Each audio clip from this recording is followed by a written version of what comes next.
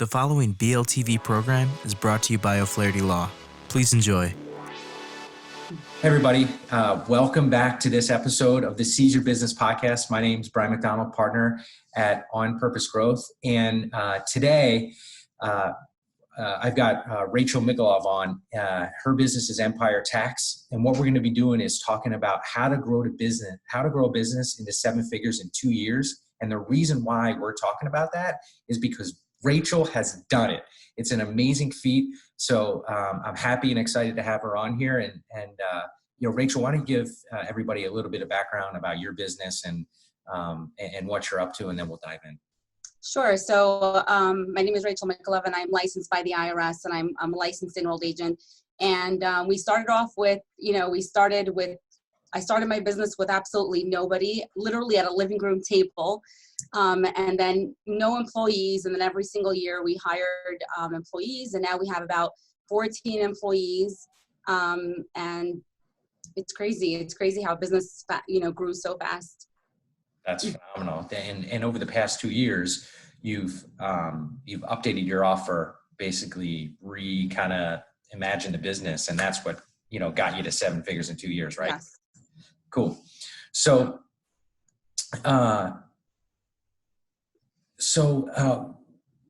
what drove you to want to build a 7-figure business? Because it's not for everybody. Right. So what drove me is I go to a lot of these like Tony Robbins conferences, and I listen to Jim Rohn on a consistent basis. And he always said like that feeling of being a millionaire, it's just a really good feeling. And I also think that as soon as I hit 7 figures, I started connecting with just different people. My connections were stronger. I got connected with so many more people. And it's just a really good feeling. You feel accomplished and you're able to help so many more people. I just always wanted this goal, and I finally hit it. And it feels really good. It's just something that I've always wanted. It's been on my goals, and I finally hit it. Finally. Yeah, it's interesting as you up levels in business, you start meeting and getting around different people who have achieved that. And then exactly but now I want to take it even farther, right? Right, exactly. And now my next goal is to hit like 3 million this year, and then maybe 5 million the next, and hopefully 10 million. I want to hit 8 figures very soon. But it's just connecting and just speaking to people that are so intelligent. It's just such a pleasure to be around such people, and they're only around you because you hit a certain level. Otherwise, if I hit 100K a year, they probably wouldn't be around me, and I don't know, it just becomes boring. Yeah, and it's a different type of thinking, not better or worse. It's just different, right? Right, exactly. Just the mindset is completely different, and I mean the people are so kind and nice. They go out of the way to help you. And I mean, I met my coach that made 50 million this year, and he helped me. I mean, just looking, and that was really my biggest motivation. He's just married. He doesn't have any children. I'm like, how are you going to hit $50 million? And he's like, Rachel, you could do it. Let's go. I'm like, okay, this year, I'm going to hit 7 figures. And with his motivation, and he inspired me, and I was able to hit it. So you kind of talked about one thing there that leads to my next question, and I don't know if it's part of this answer, but what would you say are the 3 to 4 most important things that you did to allow yourself to get there, or what you did along that journey? So number one I would say you really need to focus on sales. The business owner has to really focus on sales and understand the numbers. So as soon as I started taking my sales calls, my numbers kept on going up and up because they felt the passion in my voice. They understood that 100% I was able to help them. And they were also, the clients on the phone, they were so happy that they were speaking to the owner. And it was just like easier to work with. Easier to close a lot of clients on the call because they heard me versus just a standard salesperson who would just say, yeah, this is what we're offering, and that's it. So the first thing is you do not want to hire out salesperson. You want to be the salesperson, so you can grow your business. The second thing I would say is hire a business coach so they could, keep you accountable and help you and also like fix the things that you're missing, such as marketing, sales, or delegation, or hiring the right people, and making sure that they're the right in the right seats.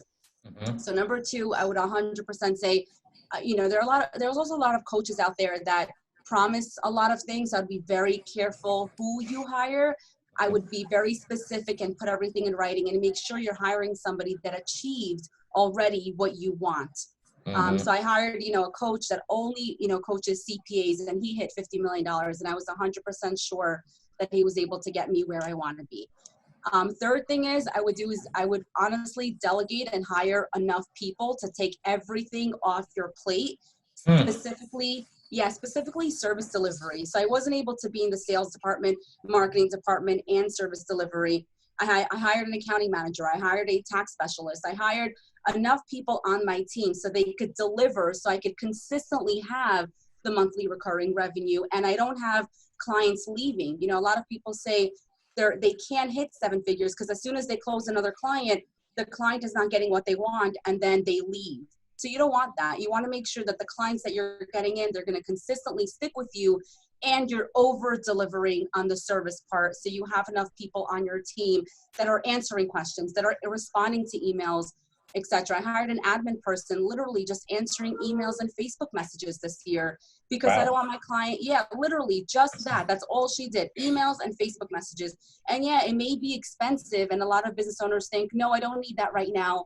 But in the very beginning, I wish I did that in the very beginning, because then I would focus 100% on sales, bring up my business to where I want it to be, hire a CMO, which is a chief marketing officer. I have one right now who could 100% handle all my marketing team, and then a tax manager to handle the service delivery.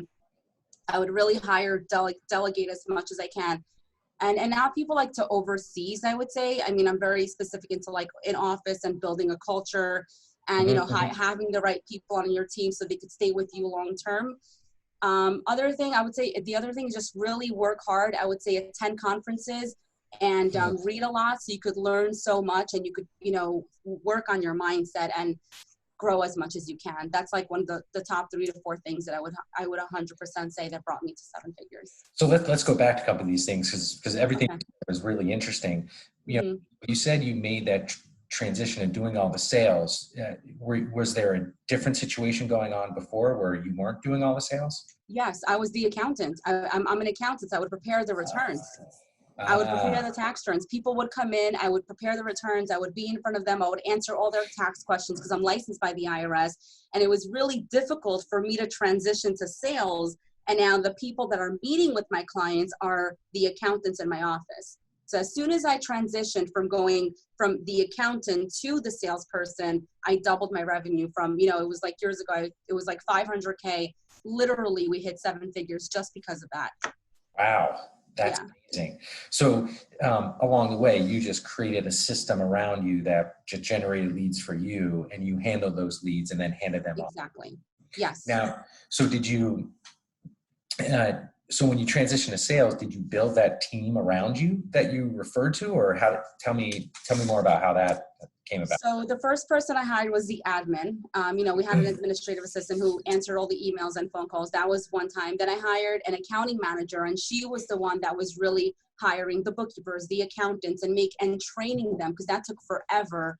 And sometimes you would train somebody, and then 3 weeks later, that they're just not the right fit, and now you're starting all over again. So it would be so difficult. At first I would hire the accounting manager, and she would hire the right people because we were growing so fast. It was, every month we were hiring somebody, literally every single month. It was crazy. So Rachel, talk to me a little bit about how you converted sales. You focused on doing all the sales yourself. Tell me a little bit about how that happened, and it sounds like you built a team around you. Yeah. So at first, I was the accountant. So I was preparing returns, and I was the one that, was meeting with clients, answering all the questions and everything. And I said, oh my God, I'm trying my best to grow this company, and I couldn't. I was hitting $500,000, for about a year or so. And I said, what I need to do, you need to change a few things. And the first thing that I changed, and obviously after speaking to my coach, he says, you really need to get out of doing the work, the accounting work one-on-one, and you need to just go into sales. So I could close more people and, just speak to people, listen to people's, pain points on the phone call. And since I'm an accountant, I'm able to give them solutions over the phone and just, and give them and help them, because if a salesperson would say, hey, if a salesperson would get on a call, they won't understand if a single member LLC is the wrong entity. Mhm. They would say, okay, let me see if I can help you. But me as an accountant on the call, I'm able to give them solution instantly and say, hey, you're not paying yourself a reasonable compensation, or you're doing your sales tax wrong. And we were able to close so many more sales that way by me transitioning from the accountant to the salesperson. And Tony Robbins even mentioned that, and he says, you're either a leader or you're an operator or you're an artist, and you can't be, he said, and the accountants are artists, and you can't grow your company if you're an artist. It's impossible. Right. Because you're keep on doing the service delivery. So I said, that was Business Mastery in 2016. And I said, you know what, that's it. I'm going to become the salesperson. And then from there, I'm just going to become the CEO. And that's how I got to 7 figures. Because my coach says, you can't delegate anything unless you master it 100%. And I won't be able to hire a salesperson until I do it myself. I did really well with the accounting work. I did really well with the bookkeeping work. I mastered it. Now I was able to delegate it. Then I went to the marketing department. I mastered it. I delegated it. Same thing with sales. Now I don't take any of my sales calls. I hired a salesperson. We recorded all the phone calls. He listens to it. And now he knows how to grow the company or he knows how to take the sales calls because I've mastered that area. Yeah. And you literally, I think you mentioned before, you went from $500,000 to $1 million or over $1 million in sales just with this one improvement. Yeah, we actually hit 1.5 last year. So, wow. But we're in $1 million in monthly recurring revenue. But just because I transitioned from being an accountant to a salesperson, and also I hired a coach, I delegated more, because the bigger you are, the more things you have on your to-do list, and sometimes it gets draining. There were times that I went to sleep at 4 o'clock in the morning, or I even fainted in my office, and I said, I can't do this anymore. So hiring the right team is so important. And then, if you want to grow, you would want to focus on marketing and sales. So then you're not overwhelmed. You don't have all this business and now you're like, oh my God, I got all this money, I can't deliver. You want to make sure that the delivery is solid. So when you market, you don't ruin your reputation by saying, hey, I could do this and this and this for you. Yeah, pay me money. And now you're stuck. You don't want that. You want to make sure my team is always, it has enough, enough room for us to take more clients before we even market our services. Because I think reputation is really the key. One client that's not happy, that's it. They're going to post it on Facebook or social media or wherever. And one bad review can kill future clients. And you just don't want to do that. Yeah. And you hit on something here. To build a 7-figure business or build a business at that, you can't do it all yourself. You can't. It's impossible. And you don't want to. It's impossible. I'm a control freak. I really am. It took me years to understand it. I either hit 7 figures or I'm going to be small and do everything myself. And I won't be able to see my kids. I have 4 boys. I'm married. Oh. It's so hard. But I said, you know what? The reason that I started this business is for me to be with them, not for me to do everything. So it was also a mindset shift. We can't do everything. I said, I'm going to hire the right people. I'm not going to just hire some Joe Schmo. I'm going to hire the right experienced people so my clients will consistently be happy. They're going to get the results that they want, so I could focus on sales and be with my kids, and everybody's just going to be happy. Well, and you said something there too, and you talked about along the way, is you've hired the right people inside your business as well as outside of your business with a coach, and I'm sure you have other resources. Right. Yeah, I go to Tony Robbins every single year, the UPW event. I love it. I've been to 5. I need his motivation, and he pumps me up, and he always says energy equals money. So the higher your energy is, the more money you'll make, and the happier you are, the more people want to work with you. I think people just hire us because they feel we're experienced and we get the job done, but we're very different than most other accountants. We go out of our way. We want to help other people. We say, hey, listen, you need to do this. And a lot of accountants, they're just very mediocre. They don't go out of their way.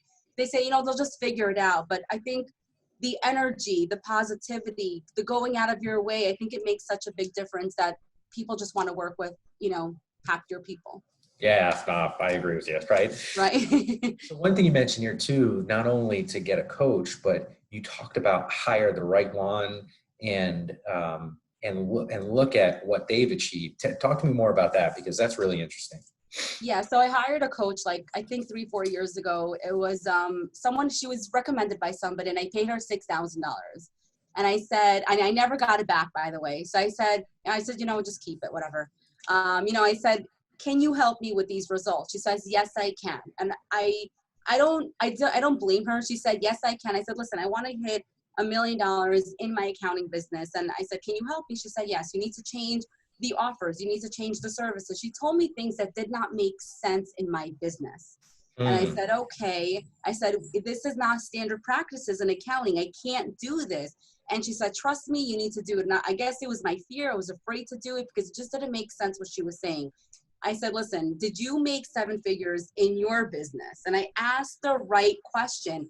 And she said, no, but I can still help you. And I said, you know what? I just don't want to waste my time. I feel like if I would waste my time even more, I would lose more money. So I got burned by this one coach. And then after that, I hired another coach who hit, 7 figures and above every single year in his coaching business. But he was mainly focused on CPAs and accountants, and his focus was sales and marketing. And he for sure, I think I'm his number one success story where, Wow. so that where I hit $1 million. I think I was the first person, or because I took massive action. I'm just crazy like that. But, if you take action, you'll get the results. But it's really important to find the right coach who can put it in writing that they did exactly what you want. And you need to ask the right questions. If you want to hit 7 figures, you should say, did you hit 7 figures in your business? And get a free consultation before you even hire them. See what are their ideas in their mind. Maybe they're telling you something that it just doesn't make any sense, because then you can't get a refund or whatever. You want to make sure that you're hiring the right person. That makes complete sense. And I hope everybody heeds that, because that's, I think that's key for the environment that we're in. So what haven't we covered? What's something important that maybe we haven't covered yet? So I think, so we covered, hiring a coach to grow your business. We covered delegating as much as you can. And even Tony Robbins says you have double D in your business. You either delegate it or you delete it. Delegate it as much as you can, or you delete it from your task. And the owner and the CEO should just focus on the key things that grows their business. And I highly, believe that, because I did that. Third thing is, I would say, is taxes, because that's something that a lot of business owners come to us and they forget their accounting, they forget their tax and obligations, they forget their payroll. See, I needed to hire more people. I know as an accountant that I need to hire, I need to have Department of Labor registrations and workers' comp insurance, etc. So what I would recommend is every single business owner, they should have one person to do it all for them.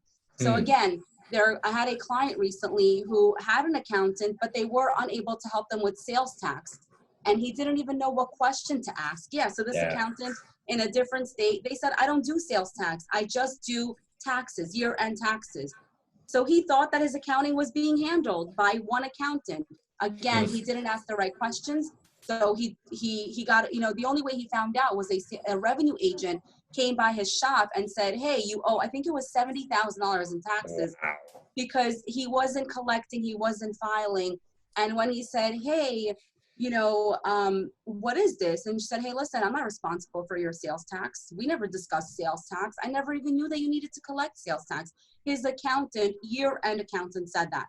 So I said, oh my God, this is crazy. That is crazy. It is crazy. I don't know if you know this, but my father went through the same thing.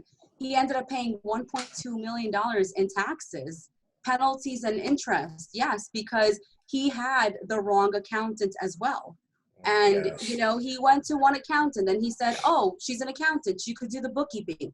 But you need to confirm, business owners need to confirm, do you do bookkeeping? Do you do sales tax? Do you do payroll returns? Do you do tax planning? Which means helping you reduce your liability before the year ends. And it must be done either in July, it has to be done before the year ends, so they can help you reduce your tax liability. Do you do year-end accounting? There's specific questions that every business owner needs to ask to make sure that their accountant is handling it all for them. And a lot of people forget about it, but they don't want to owe millions of dollars or even have penalties. Yeah. They don't want to, and it's one of the most important things with, hiring a coach, delegating as much as they can, reading books on a weekly basis, and attending conferences, being around people that want to grow. And honestly, that's the best. That's just, even being in these masterminds and you're in a room full of entrepreneurs that want to grow their company to 250 a month, 250,000 a month, a million a month. And you're like, oh my God, look at that person. He has these big dreams, and you just love it. So yep, I love it. Yeah, I would also say attend masterminds. That's one of the best things. And I enjoy it. It's better than like going to the bar or having fun. This is like my home place. I enjoy it. I love learning from other people. And, you mastermind, you have like these ideas and you brainstorm together to get to the very next level with them. That's awesome. I love it too. I love it. Well, as we wrap up here, and I appreciate everything you shared, and this is valuable. It's been a great experience spending time with you. How can people get a hold of you if they want to reach out to learn more about you or even do business with you? Sure. So my website is empiretaxusa.com, or they could email me, Rachel@empiretaxusa.com. They could also find me on Facebook if they want, Rachel Michaelov. I'm very active. I always try to post as many tax tips because my dream and my vision is to share lots of tax tips with the world.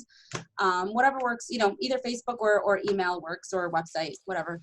Cool. And everybody who's ever watching or listening to this, don't worry if you didn't write that down. That's going to be all shared wherever you're listening to or watching this. So, look to the side or look in the show notes and you'll find that stuff. So again, Rachel, thanks for being on. It was an exciting time. And thanks everybody for tuning in to this episode of the Seize Your Business Podcast. Again, I'm Bryan McDonald, and we'll see you on the next episode. Take care. Thank you.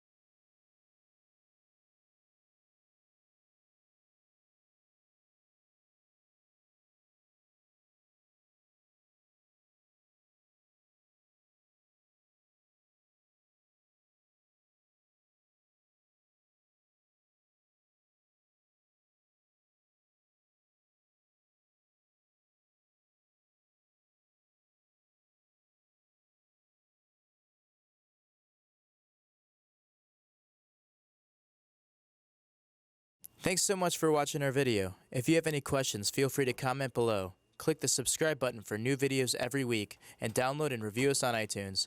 Visit learn-about-law.com for other legal-related articles and videos. Visit our business podcast and video blog, seizeyourbusiness.com, and visit Making Real Estate Fun for real estate videos and podcasts. Call us at 630-324-6666 for a free consultation.